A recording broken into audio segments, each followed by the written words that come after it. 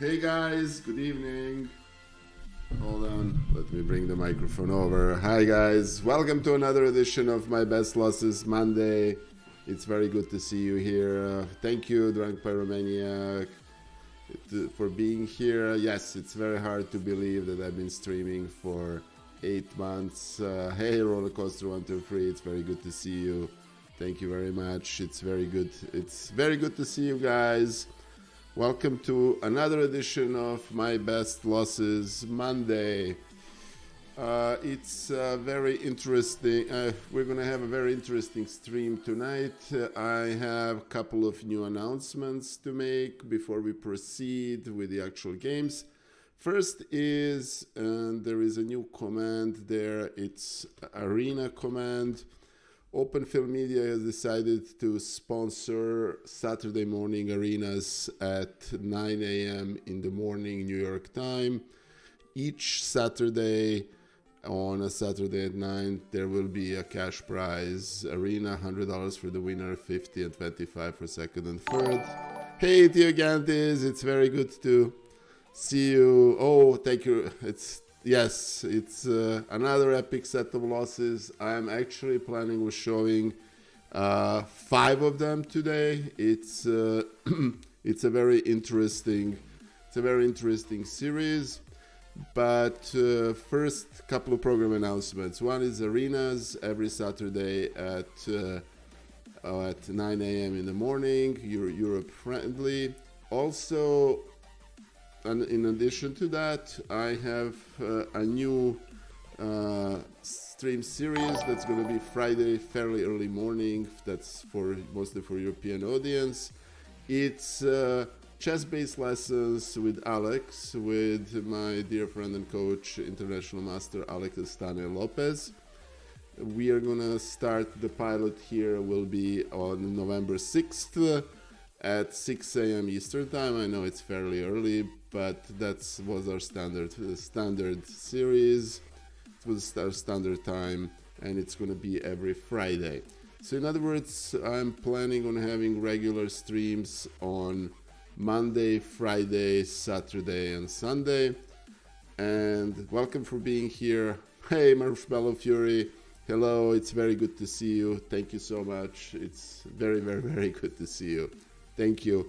And thank you for being here. For those of you who are not familiar with my channel, my name is Nicholas Stoishin. I'm a non-titled player. My strike is about between 1900 and 2000 USCF. That's my own estimate. I'm learning chess. I'm also one of the people who sponsors chess on Twitch. And I also play matches on every Sunday in which I play in which a stronger player than me are trying to adopt me, meaning thank you, Drink Pyromaniac. Thank you, TBGGG, it's very good to see you. Thank you so much. And thank you, Pyro, it's very good to see you. Thank you. Anyway, hey, Bookinator, my friend, thank you for joining me. I had a very interesting match against my dear friend Ellen Nilssen yesterday. It was an interesting match in the sense that after first 4 games, the result, and this was an adoption match, result was 2-2, so basically we split the first 4 games. Then she managed to win subsequent 4 games, so she was successful in half adopting me, which is which was interesting, but very frankly, this was a very useful match for me from a standpoint of my improvement, and I'm gonna just jump directly into it so you guys can understand what I'm talking about. An interesting thing about the match was that we basically contested two openings from the beginning, and those openings were French exchange variation and also the Hey Daddy Alpha 09, thank you for the follow, guys. And so we were contesting that variation, and we were also contesting the King's Indian 5 Bishop G5 variation. So without much further ado, let me Let me jump into this game so you can see what I'm talking about. So basically e4, e6. This incidentally is the second game of the match, and it was interesting because, very frankly, this was one of my big complaints about this is that, I learned how to play against French from a great chessable course by Grandmaster Pentala Hare Krishna. Hey, Bullet Mastery! Thank you, my friend. Thank you. And oh wow, we even got Hype Train. Thank you, my friend. And a big shout out to my dear friend Bullet Mercenary. Let me give him a shout out. He's a streamer. He's also one of the frequent people who play in Chess Bras. Oh, and we just got a big raid by Grandmaster Hikaru. Thank you, Grandmaster Hikaru. It's very nice of you. That's very greatly appreciated. I don't think that Hikaru really needs an introduction, but everybody knows who Grandmaster Hikaru Nakamura is. He is the premier streamer on Twitch. He is a great popularizer of the chess on Twitch. He is largely responsible for chess being as successful as he has recently become on Twitch. So big shout out to Grandmaster Hikaru, and please give him a follow and so on. Also, I would like to welcome Chessben94. And for those of you who don't know, Chessben94 is a legendary supporter of chess on Twitch. She is also a great lady and a great friend, and she is actually one of the people who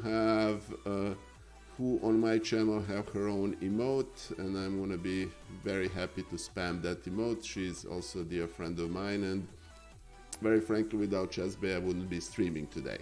Also, a big shout out to the original Black Rapper, my dear friend. Thank you for joining us tonight. For those of you who have just joined this from Hikaru's stream, I played yesterday a very interesting adoption match against the WFM Ellen Nilssen. And it was a very tough match in a sense that it was very hard for me to play against her, though frankly I don't think that the option was... Oh, thank you, Chessbay, for subscribing for 4 months. Thank you, my dear friend. That's very nice of you. And we have reached Hype Train level 2. That's wonderful. So we had an interesting match. We split first 4 games, but then I think after dust has settled, she figured out how to play against me. Then she managed to win the subsequent 5 games. So the match ended up being 7-2 in Ellen's favor, which was fair, and you will see that I have plenty of opportunities to improve this result, but the match was very uneven. And I'm showing you game number 2, and we basically played and contested throughout this match. Thank you, Vikramark, for the follow. Thank you, Bustavai, for the follow. Thank you, M. Parsons 2001 for the follow. That's very greatly appreciated. Thank you, guys. And just one very quick announcement for those of you who joined here. If you put !Arena, the new featured stream on Open Film Media, which is one of the companies that I'm a principal in, that is specifically designed to sponsor chess on Twitch.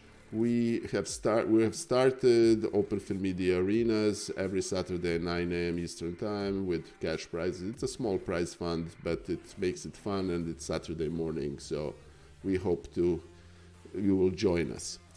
And to join, you need to join an Open Film Media Club, !Club, and then you can participate in the arenas.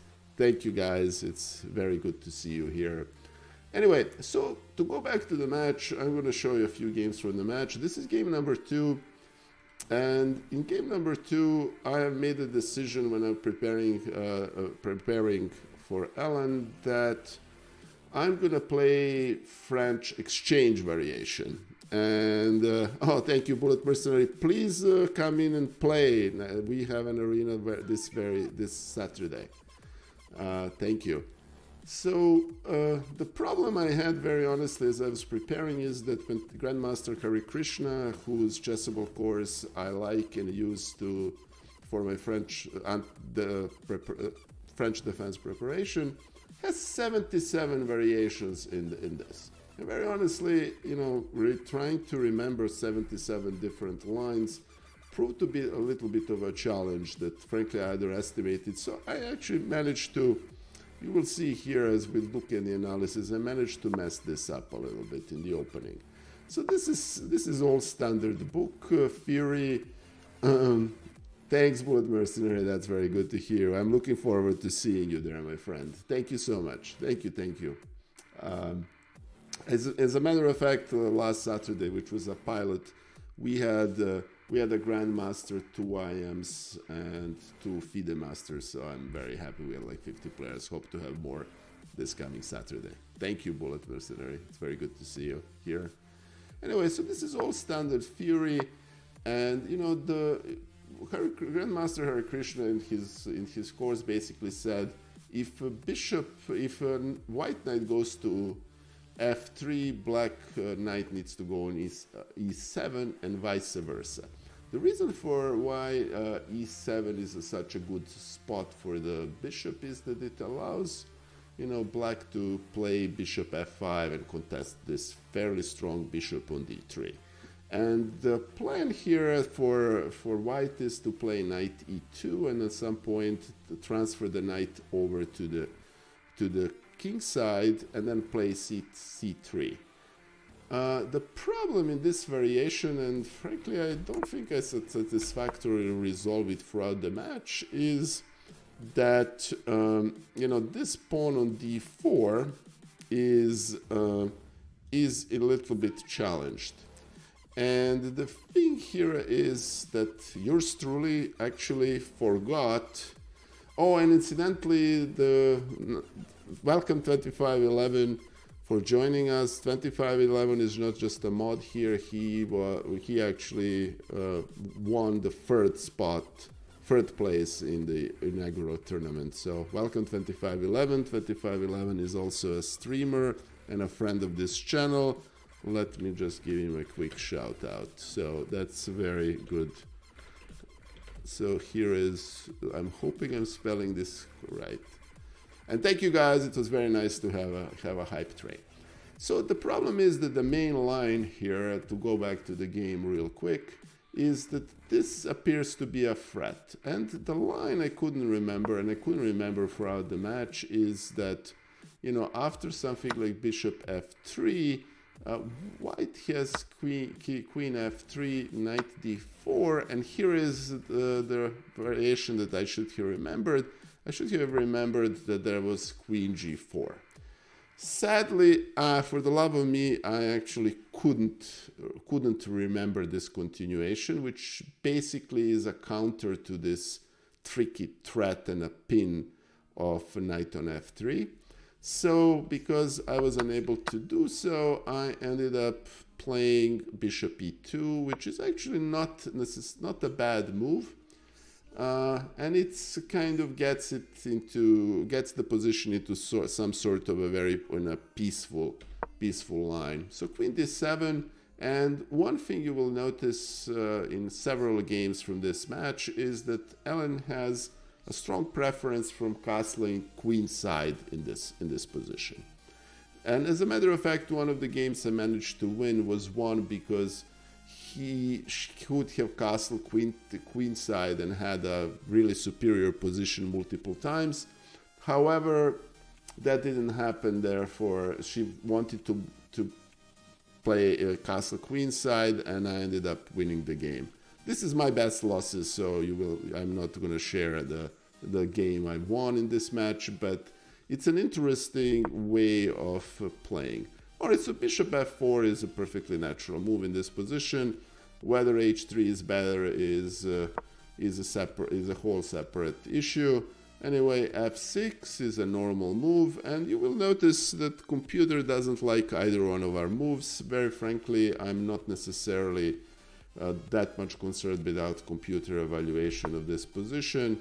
h3 is the best, bishop f5, all normal moves, and here is my first inaccuracy. And mind you, this is the second game in the match, meaning the first time I'm seeing French exchange. White in this position has a very interesting idea that is basically to play knight b5. And that puts black into a little bit of quandary, because after knight b5, you know, the only really effective way, the best way to defend this pawn on c7 is to play bishop a5, and that makes this bishop kind of out of play and unable to contest this white bishop on f4. In other words, this was a very, you know, as a matter of fact, I was able to find this idea in the subsequent games that we contested here, but at any rate, I didn't find it in this game. This was the first time I was seeing it.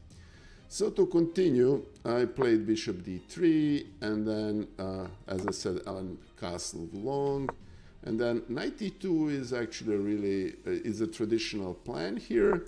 And after g5, the question here is, you know, this is an opposite side castling position, and whether black or white is faster. And hey, Chess Vidovi, thank you, welcome here. Chess Vidovi is also a friend and a fellow streamer, so let me just give Chess Vidovi a very quick shout out. Welcome to the stream. It's please, if you haven't given Chess Vidovi a follow, give him a follow, take a look at his streams. He's a great chess streamer. And just for those people who have come here a little bit later, I'm showing games from my adoption match yesterday against WFM Ellen Nilssen. This is my best losses Monday, when I analyze my losses in an attempt to improve my chess. And I have to say, this is adoption match number 18, and I have to admit that these matches have been very good for me in terms of my chess improvement. Oh, thank you, Bill H. I hope I'm pronouncing that correctly. Thank you for the follow. That's very greatly appreciated. Thank you so much. Anyway, so after g5, it appears, and I think it's legitimate to say that the best, that it appears that black is faster.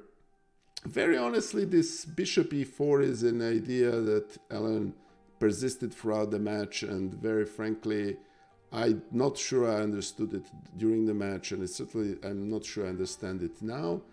But here is the position is starting to become a little bit sharp, which for me as a weaker player is generally an advantage.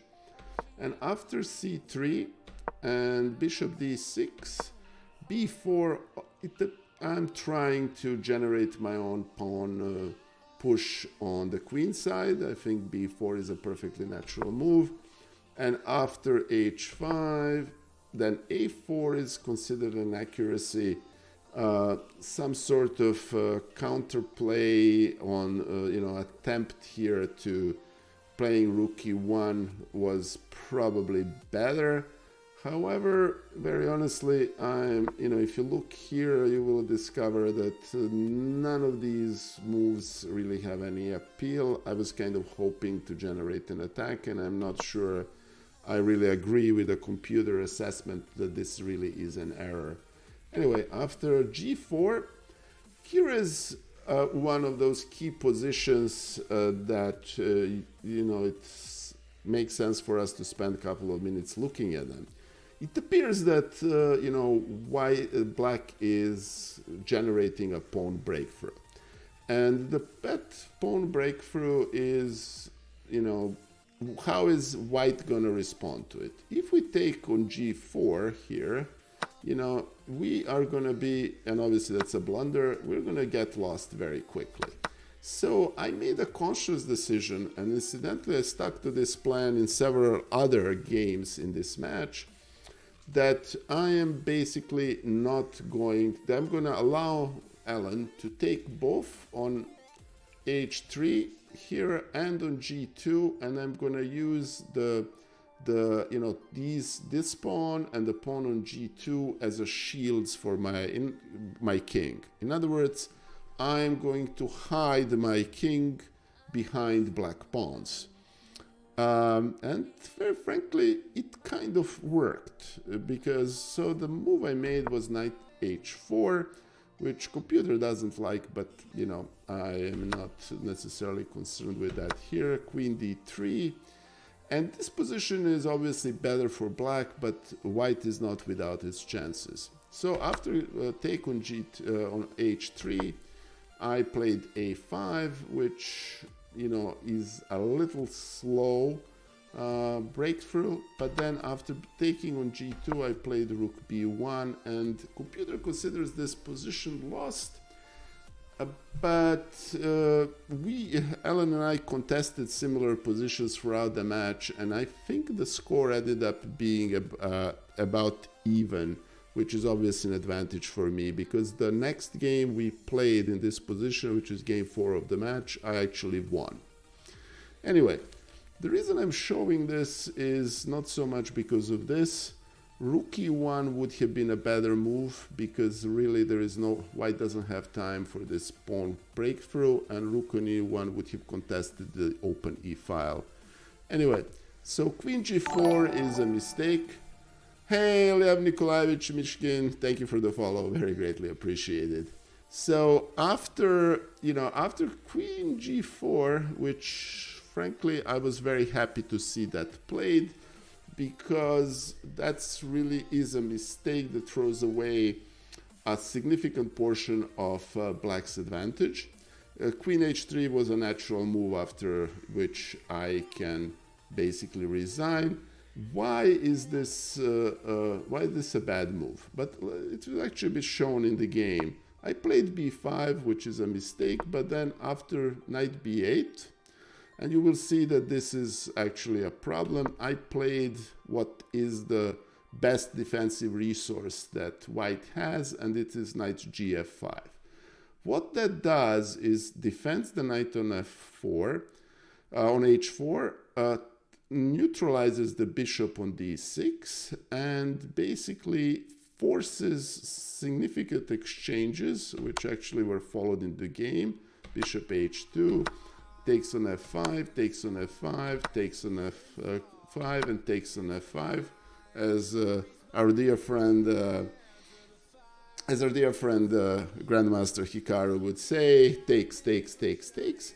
And we end up, all of a sudden, when dust has settled, we are in an endgame.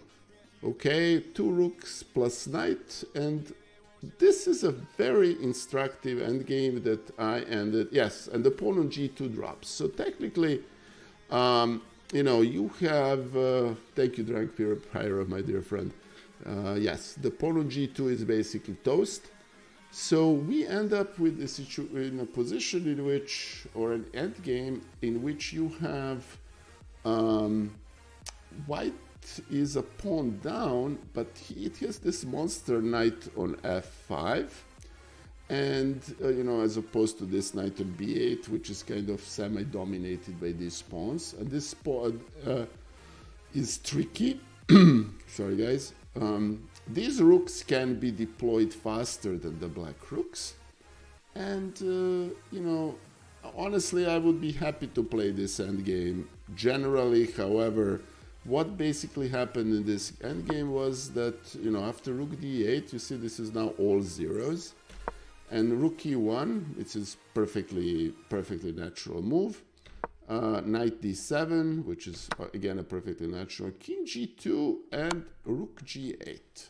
Okay, and believe it or not, the game here turned on white's response to this check.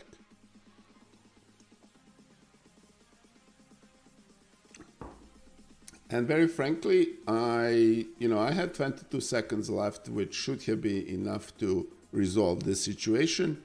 The issue here well, if you play that, no, then you drunk. If you play knight g3, then h4 drops the knight. You kind of need to move the king, unfortunately. Basically, any move on the h file would have be an advantage even with the pawn down would have been white's. Hey, Chess Melissa, my dear friend, it's very good to see you. Welcome. How's it going? I'm showing games from my match yesterday, adoption match against WFM Ellen Nilssen. And by the way, if you guys don't know about Ellen, you should definitely give her a follow. She is a great lady and a great friend and a very strong chess player. She's a Danish champion, and she's really good. Hey Davina, thank you for joining us. We have more and more Twitch legends here. It's let me give Davina a shout out. Thank you for joining us. It's very good to see you here. Anyway, so to cut a long story short, playing King h3, which is actually the computer best move, would have been absolutely advantageous. Would be advantageous for white. White would actually have better position. It's a logical choice, but it's a logical choice that's hard to make in 22 seconds. And honestly, even if I had a few minutes, I would have probably played the same move. And you see, King f3 is not necessarily it's not a bad move. It's just slight imprecision, but that's that's imprecision that basically is the first step to losing the game. Rook g5 is the best move, and now King f4 is a mistake. And I played King f3 in order to play King f4. Why is King f4 such an imprecise move? It is because, and this is of course something that Ellen played, she played knight f8, and all of a sudden this knight is in a little bit of a trouble. And it's actually in a serious trouble because you see the problem here is that all of a sudden this pawn has an open file to go to. I cannot play knight h4 because of rook g4. And very frankly, the checks of either on g6 is a pretty scary, and I have to move the knight. So basically, yours truly here walked into a rather dangerous tactics. And frankly, in solving all these threats, I have flagged in this position. So here is what I wanted to have as a takeaway for this. The takeaway from this game is I'm a little upset that I forgot this, that I had to play bishop e2 here. And incidentally, even the game I won, I managed to mess up the opening. I didn't find the best line, which is to basically play h3 and then and I'm going to show this yet again, bishop f3, knight d4, and here queen g4. I didn't find that sequence until throughout the match. I simply couldn't recall that, and that's my failure in my opening preparation.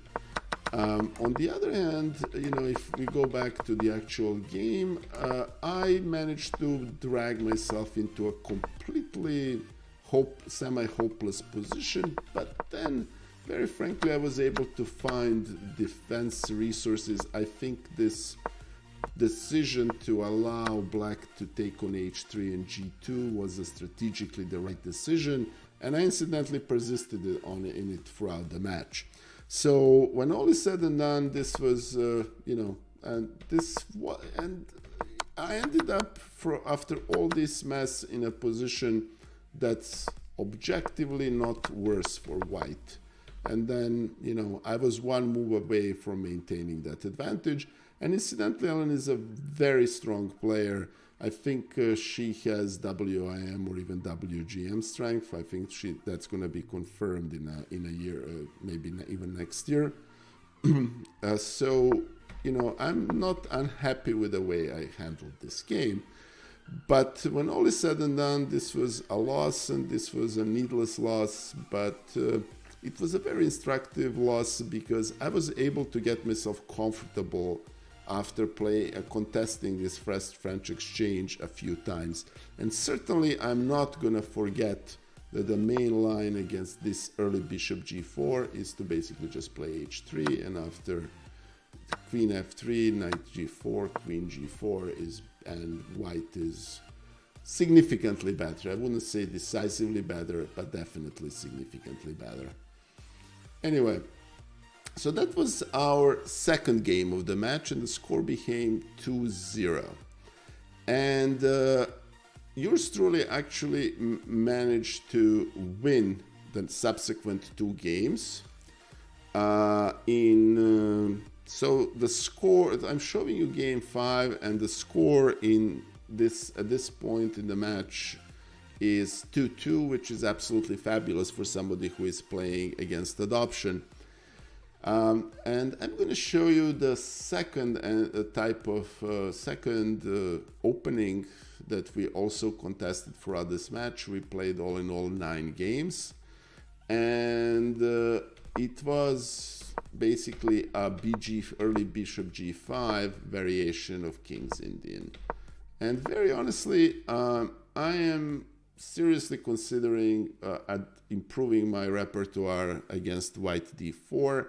I think King's Indian is a great opening, and it brought me a lot of success, but it's very tricky to play in a sense that it takes a lot of theoretical preparation, and the road to a quality or advantage at King's Indian is a little bit more narrow than I would like.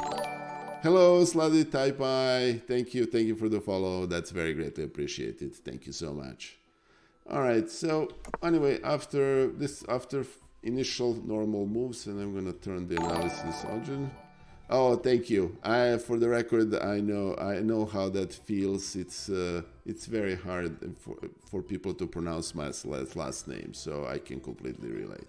Anyway, so after bishop g5, the normal theory here calls for force for h6, and then after bishop f4 to play g5, and I basically misplayed this, but I don't necessarily regret the decision, and I'll explain why.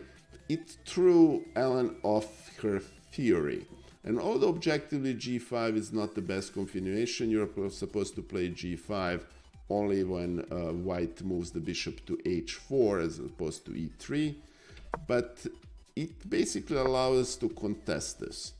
And here is where my opening preparation a little bit fails me. I have acquired a little bit too much theory at a too short of a time.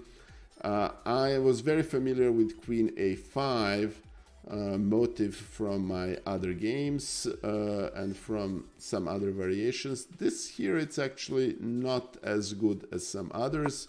A better move would have been to play something like immediate e6, and to transition this into some sort of Benoni variation, and Benoni in which this g5 is actually useful because white cannot play f4.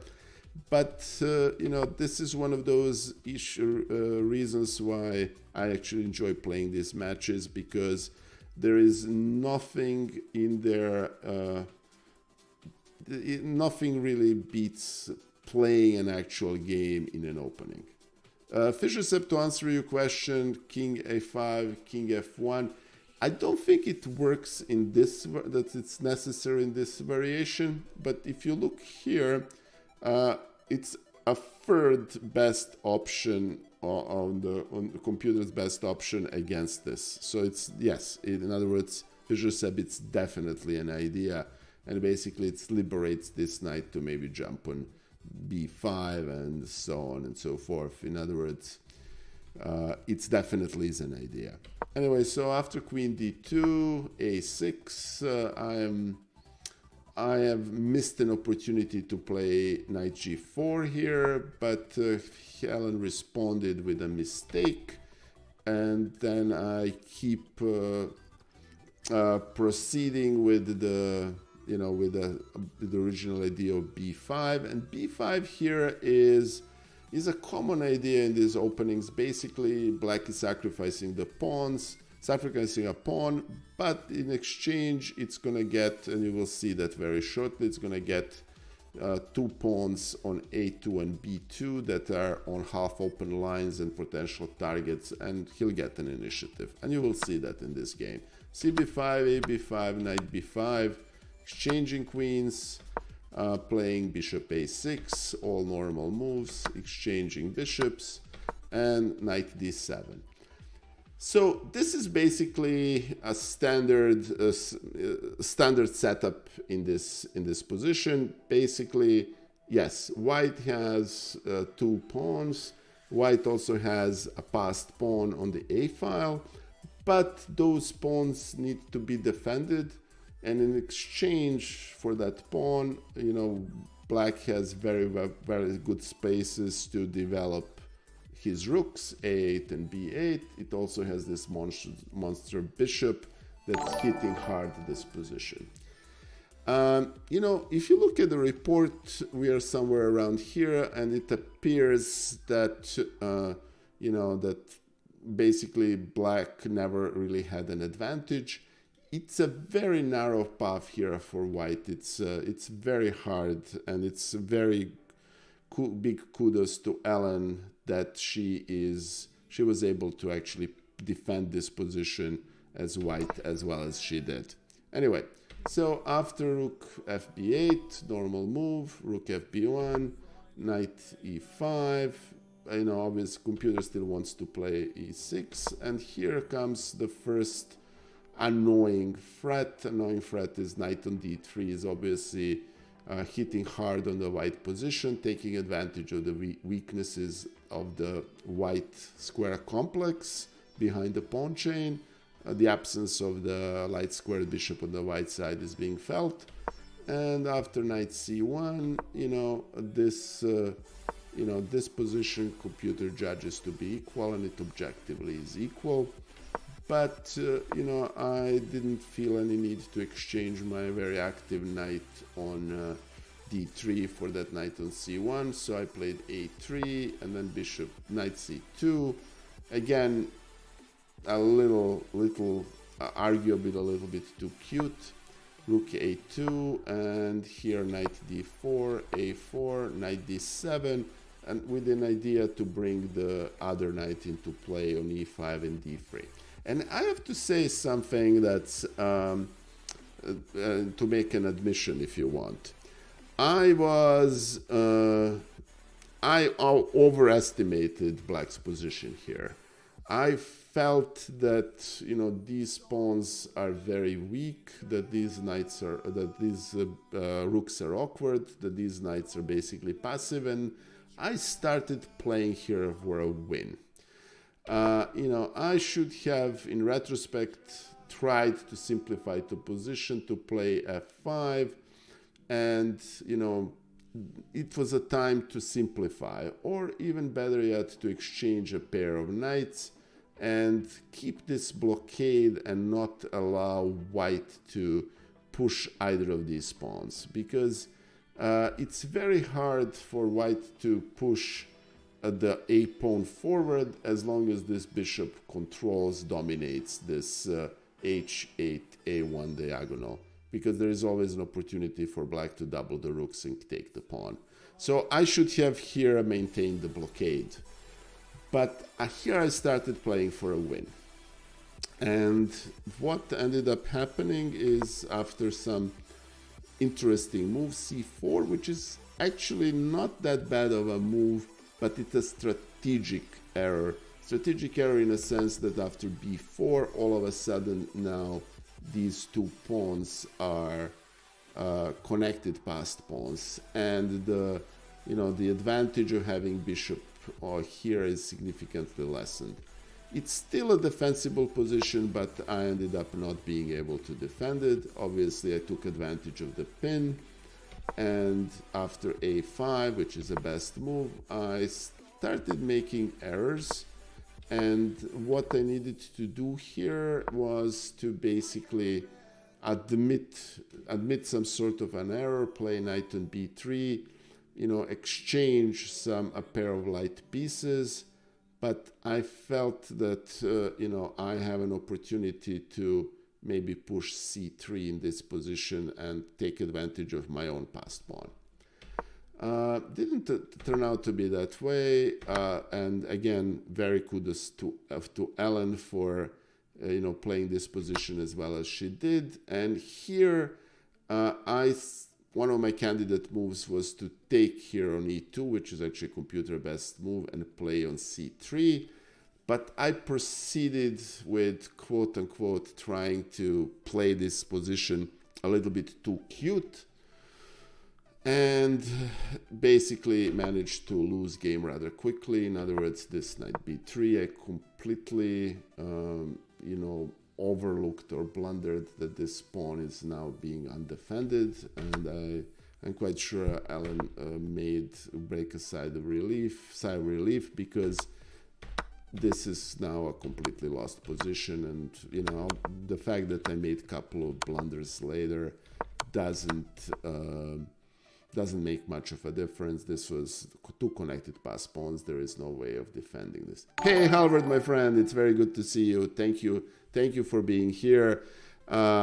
Just for your benefit, I'm showing some games, some lost games that from my match against Ellen Nilssen that I played yesterday, and and this was a very instructive game in a sense that I didn't play opening as precise as I should have, and I'm talking about my takeaways. But and incidentally, we'll see one more game in which I didn't make this error with playing g5. And very honestly, I'm not necessarily unhappy with my handling of this position up to the very moment when I start playing for a win. I had opportunities here to basically convert this, knight c2 is too cute, and then I played c4 at the wrong moment, and then in the end this knight d3 is just a mistake. Truth be told, I think a few more games in this particular opening would be very useful for me, and we actually did play them, so I'm very good. Yes, exactly, Harvard. It looks cute, but it's not good. And strategically, I think I made my path to a draw much narrower by playing c4. It's much easier to defend this position with the pawn on c5 and this pawn being backward than pushing on c4, but I tried to play for a win and I failed. And I don't necessarily begrudge myself, but you will discover that I played quite a few cute moves of that kind. And a big cheer to my dear friend Amadeus Burrito, who is spamming my too old, too slow emotes. Yes, I'm too old and too slow. And a big cheer to my dear friend Tommy Shelby, who is always welcome here. And it's very good to see you here. And Fisher said this was 5+2. In other words, this was kind of somewhere a middle ground between Blitz and the Blitz and Rapid game. And as you guys have noticed, I'm too old, too slow. Therefore, it's I'm trying to adjust this. Though I have to say, I did manage to defeat the bullet adoption against WFM Alessius and Teramo now. What's with the ageism? Well, let me put it this way, learning new variations. I remember the days when I could just see the position once and I was able to remember it. So anyway, I can't do that anymore. So going back to the match, this was another attempt to defend against the French exchange variation, and this is objectively one of my favorite. I actually prefer this game to either of the two wins, and I'll show you why. You will discover that my accuracy here was actually even higher than Ellen's. So let me just show you very quickly this game, because it shows one interesting tendency of my play. And that interesting tendency of my play is that you will notice here that Ellen actually played this one move later. I still played bishop e2 instead of going into that variation. But after this, I finally found the right resource in this position. And right resource is this move knight b5. And knight b5 here is an absolutely excellent idea, because what it does, it forces black to push its bishop to, to put the bishop on a5. And the bishop is basically there, completely out of play. And as you will see, it will be stuck there on a5, doing nothing for the remainder of the game. Yes, Halvard, I didn't really want to go into some sharp variations with queen g4, so I kind of like this bishop d3 variation. I think I'm going to stick to it, especially since now I got my, if you want, fire baptism with fire with Ellen. I think I'm getting more and more comfortable. And yes, Hedgehog, bishops on rim are also dim, for the very simple reason that, bishop on a5 that's hitting, the white's pawn chain is not achieving much. a3, very good move. Obviously, there is no option here for knight d4, bishop d3, and bishop e4. I actually am going to ask Ellen one of these days, what's the story behind this bishop e4?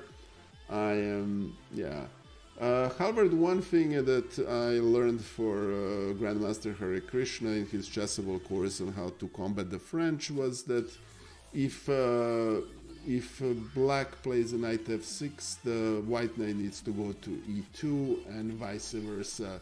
If knight goes to e7, then you need to play f3. That was his rule of thumb. That's one of the things I remember from the course. c3, and that reinforces d4 and locks the bishop. a6, obviously we need to go back to a3. g5, but you will notice, as opposed to the game I showed at the beginning of this stream, black is not as fast as black was in a previous game. In other words, it's a much better, much faster attack for white. And after take on a4, knight d2, all best moves. Again, take on h3 here is... oh, you played this against knight c2 against Hikaru. Very frankly, it's very easy to mess lines against Hikaru. I got roasted by Hikaru so many times, but it was always good, and Hikaru is always a good sport. And frankly, being roasted by Hikaru is a big compliment for unrated and untitled player. Anyway, all right. So knight e4 was actually a missed opportunity. Queen h5 was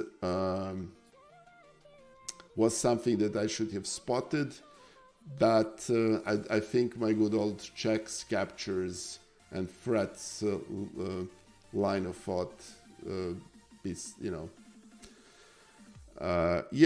tricky to play against Hikaru is, and I agree, Fisher said it's better to play under the standing than memorization. Couldn't agree more. However, it's very tricky to play against Hikaru because, Hikaru's knowledge of theory is second to none. Anyway, so alright, so took on e4, which I thought was a perfectly good move, and castling long, knight f6, queen f5, queen g4, take on g2, and rook fe1, which is perfectly fine, and queen g4 is actually not the best move. Better move was to basically threaten the knight, and then after knight g4, knight dg8. This was, very frankly, my best French defense game in this match. I'm showing you because I did manage to win one game against French Winaver, but that was a very messy game in which I was basically lucky to get away with it. And basically Ellen made a blunder or two that I managed to take advantage of. This being my best losses, I don't feel it's right to show that game. But what's interesting here is that the variation I had played against, I think I was able here to fight it, combat it, and finally conquer it, for lack of a better word, forgive the military imagery. The problem here, unfortunately, is that yours truly here made a mouse slip. Okay. And I would love to have this position again. I think this position is actually better for white.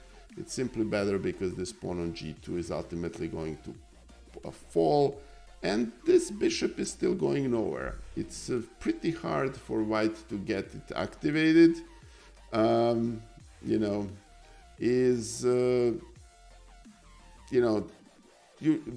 Black first needs to take care of this knight on e7, then he needs to move this knight here, then he needs to play c6, and then he can play. I mean, it's like 4 moves to activate this bishop. Otherwise, this bishop ain't going anywhere. So technically, white is, for all intents and purposes, this endgame a piece up. All I needed to do, and I actually wanted to do, was to play rook e4. I incidentally have plenty of time, but I played rook e3, which basically turns the tide. It's a testament to how I would have this, and if I can replicate this position against someone, I would love it. Anyway, it's interesting, and even after blundering the piece, it appeared to be, merited some sort of an attempt to defend this position, but it really wasn't. And then, I actually managed to, blunder here a mate in one move. And, at this point, this was basically my resignation. I'm basically conceding a mate because there was really no way of playing a -6 position. I know it's going to sound strange, but for me, this is the most encouraging game in the whole match.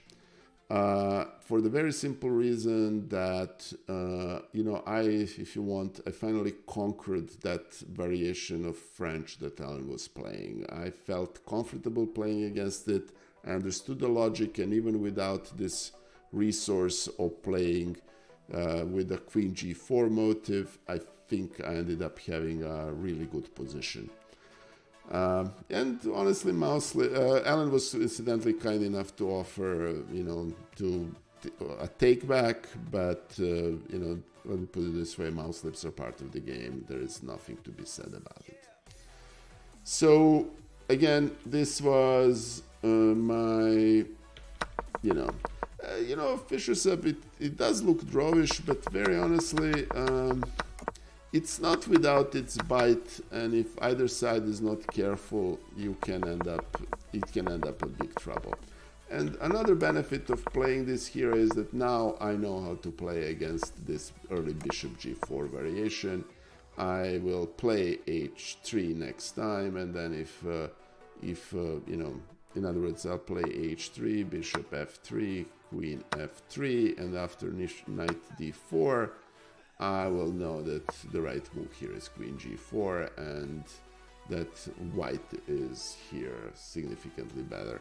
Yeah, anyway, So, I will not forget that. It's seared in my long-term memory, if you want. All right, I'm not gonna show you. Let me see something here. Yeah, this is a game, and it's an illustration. Yeah, I want to show you this real quick. It's an illustration of my quote-unquote ability to neutralize the French, that Ellen actually switched the variations and basically played Rubinstein variation, which is characterized by this move DE4. And interesting thing is that here I obviously wasn't expecting to play this. That was a little bit of a surprise, but I prepped this to play this as black against Alexandra Botes some years ago or months ago when we were considering playing a French defense match. So I was able to rely on that prep, and I ended up with a very good position. But here is, and this is why I'm showing you this game. I have white is slightly better here. It's obviously plenty of game to play. It's all the marbles are in play. All three options, all three outcomes are still available, meaning black or white winning or a draw. But objectively, white here has a bishop pair, has more space, he has a lead in development. It's a better position for white. Yeah, exactly, Harvard. We were supposed to play French for both sides. It was basically an attempt to, for me to persuade her to stop French, or her to teach me how to play French. Depends on whom you ask. But in the end, we didn't play that match. But I remembered some theory. So here I have a strategic position. I have 3 minutes. I'm not out of time. And why slutty type I you can't win? I'm not sure I'm following. Please do share in chat. But the error I made here is I decided, all right, fine. It's the end games. Yeah. I have a book to suggest to you if you have a problem with end games. Jesus de la Villa has, and I'm going to actually find that book, and he has the 100 end games that you are supposed to know. And let me 100 end games you must know. And let me post this. It's Jesus de la Villa, and I'm going to post the link. And that's a really good book for on endgames, because it's not, even for 1200 ELOs, I think basic knowledge of endgames, I think it's useful. Apart from that, the usual advice for people who are 1200, it's study tactics, and nothing but tactics. I think a little bit of endgame work, and I posted the link in the chat. It's not a very expensive book, and it helps a lot. It's specifically designed for people who are starting to study endgames. So for what that's worth. Anyway, so here I made a set down and actually fought, and I made a decision. Okay, you know what? I should be able to draw this. So this should be an opposite color bishops, and I should be able to draw this. And that's a very dangerous thought. And very frankly, I knew when I was making the decision it's a very dangerous thought, but there we go, I did that. And then after Queen E2, which actually basically turns this into an equal game, I changed the plan, and I decided, you know what, my best chance against Ellen, forget about endgame, is to actually attack her. And so,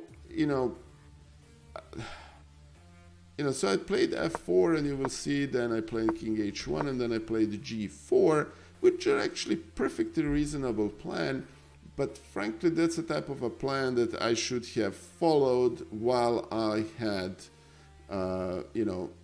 a bishop pair. I had a dark square bishop here. Exchanging the bishop and then pushing f4 and g4 is anyway, wasn't smart. So I rook d8, normal move, f5, perfectly normal move, given the plan, and this is objectively not a lost position for white. But then, then I start slipping, and the slip here is that I really shouldn't play d5. The idea was here to kind of block this diagonal, but the problem with this is then when you play d5, you're basically doing two things. You're killing your own light square bishop, and you're also allowing, and I will also play c4, just, and you're basically allowing this bishop to roam wide and free. You have a weakness on b2. And, it's just not a strategically good decision. And after that strategically not so good decision, I compound that by playing a stupid move like queen f3. So, I'm showing you this game because I'm still very upset with myself over this game. It was just a failure of strategic thinking. I went from a position, and I'm going to show you the position after 11 moves, which is very favorable for white. White has advantages, bishop pair, and so on. In 11 moves of switching strategic plans, and also, and this is another thing that I want to point out, and this is now move 22, another 11 moves. If you look at the, I basically went to a position that's completely lost. And all of it has to do with basically strategic failure to plan this properly. Anyway, so I'll show you the rest of the game, but that's really not why I'm showing this. I'm obviously blundered, and and the rest of the game is really not that important. I got, and incidentally, I'm gonna start doing some streams with my coach Alex Astana Lopez, international master and a dear friend. We are starting a new stream series on Friday. We're gonna do some chess-based lessons on stream. It's a pilot for a permanent series. He indicated to me, and after we looked at this game together, that I have a weakness of underestimated my opponent's opportunities, and I think this is a perfect example of me doing it. It's really wasn't a good idea to basically underestimate the damage to my position that I'm gonna do by playing first d4, d5, and then c4. And then queen f3 honestly was a stupid move, but in many ways I went from a position that was significantly better for me to a position that was much worse, and by first trying to play for a draw and then trying to play for an attack. Anyway, so that was one of the later games, and I'm going to show you one more game, and you will see this was a game that actually turned at the very end. I had a draw opportunity, and I'm going to show that real quick because I think this is one of the very last games of the match. We were still contesting the same variation, h6, bishop e3, which is actually probably a better move. And here I made a decision, instead of playing topical and probably better c5, to change the variation and play e5 and try to transmute this into classical King's Indian defense. Anyway, so d5, book move, knight e8, knight e6 plan is probably better, with an idea of putting the knight on c5, pushing a5, and so on. Anyway, so queen d2, king h7. Obviously, this pawn needed to be defended, and this is h6 and king h7 are actually normal in classical King's Indian.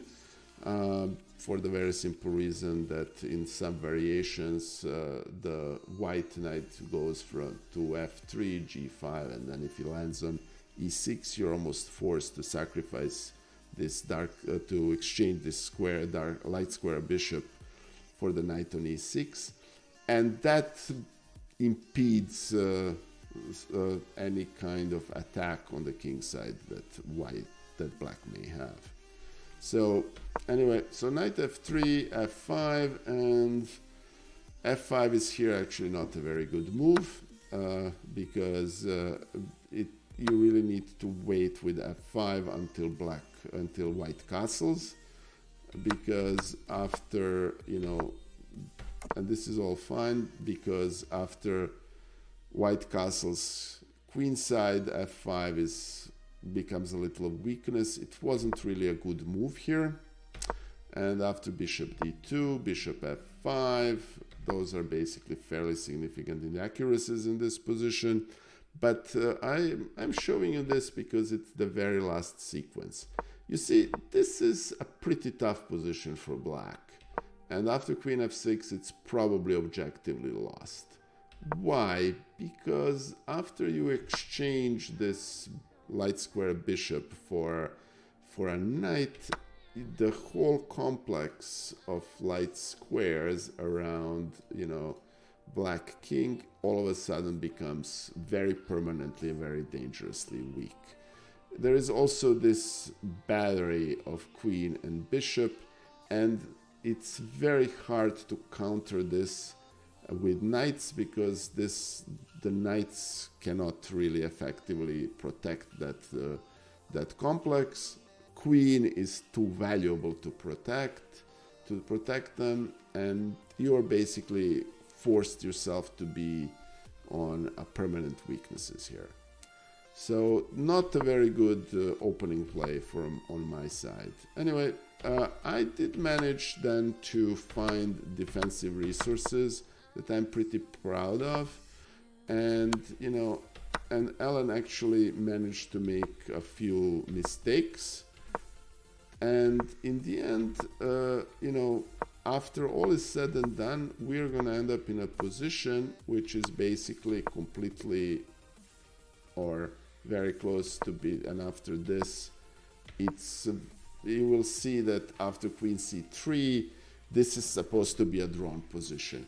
It's very hard for white to make any kind of progress in this position, for the very simple reason that this knight basically controls that white complex fairly well on g7. It also defends the rook on e8 and provides protection for the king, so king can escape to g8.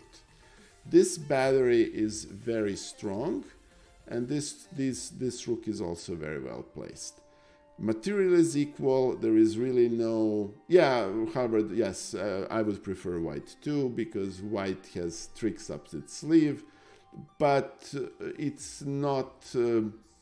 if black plays the right move, which is on top of it the most natural move, which is play queen e5, this is for all intents and purposes a drawn position, because black can annoy this queen, and Ellen actually mentioned that she wanted to play queen c2, at which point queen e4, and so on and so forth.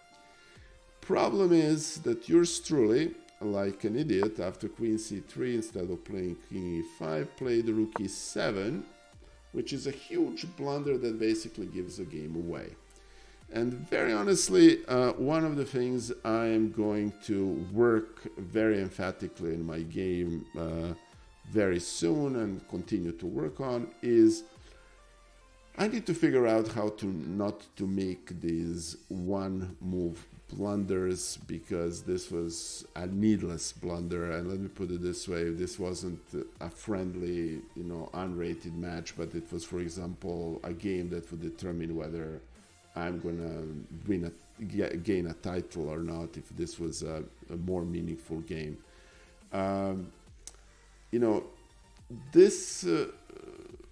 I completely overlooked the fact that that queen here is, for all intents and purposes, trapped. that rook is only defended by a queen when on e7, and I think I agree with Halvard. The road to equality in this position is a little bit narrow, but queen e5 is a repetition. It's a natural move. I should have played it. Anyway, I'm just going to show you the end of, actually, I'm going to show you, it was only 2 moves, the end of the game. It was, f3 was just, at this point, desperation move. And, after this particular pin that really avoids the, basically surrenders the rook as well. I was kind of hoping maybe if I collect the knight on h4, I can do something, but there is no way to do it. And I've just resigned here. Hey, Latenkista, my dear friend, it's very good to see you. So, to cut the long story short, I think I think this was a very good match. I mean, it helps to defeat first adoption in game number 3 and then half adoption in game number 1. Now, Ellen did end up winning the last 5 games, but I think they were well fought games, and I wasn't without my chances here. And very frankly, I got fairly comfortable playing that French variation. I think I learned the motives now that I will be part of my permanent memory, which is very good. And again, it was a very good match, and if I can figure out how to avoid one move blunders and how to focus more on my opponent's opportunities, I think that will significantly improve my chess, which was one of the purposes of that match. I hope you guys found this useful. I wanted to share my thoughts on this match. I think these losses were very, very instructive. And thank you. Yes, thank you, Halvard. Thank you, Chess with Ovi. I am going to, this is the last game for the stream. My next stream, there are a couple of potential collaborations that are in play. I normally announce them on Twitter and Discord. There is an exclamation mark Twitter, an exclamation mark Discord, so please join them. Hey, thank you, Hedgehog. It's very good to see you, my friend. Thank you so much. And incidentally, many thanks for Hedgehog, who is responsible for our YouTube, for the channel's YouTube page. It's I have a YouTube channel where I post all these streams, and anyway, so please take a look and give it a follow or subscription on YouTube. That would be greatly appreciated. All right, so the question here is, who are we going to raid? Let's see. Do you have, someone I haven't raided in a very long time. I haven't raided the Grandmaster, I think Grandmaster Danish Borosh. He is a chess sweep. I'm going to raid chess sweep, and he's a great guy. His channels are very instructive, and so give him a shout out, give him a follow, take a look at his stream, and I'm going to join you very soon. Thank you for being here with me tonight. Thank you for sharing my best losses with me tonight. I'm looking forward to my next stream, which is going to be with Alex Lopez on Friday, and then Arena on Saturday, and finally another match on Sunday. That match will be a friendly match against Maria Emelianova, better known as Photo Chess, and it will be on actually it will be earlier than usual. Instead of normal noon, it will be at 9 a.m. New York time, for the very simple reason. Oh, thank you, Dr. Alana, very greatly appreciate it. We really don't want to counter program SEC, and we're looking forward to that. All right, so sending you over to Chess Sweep. Thank you, guys. Bye.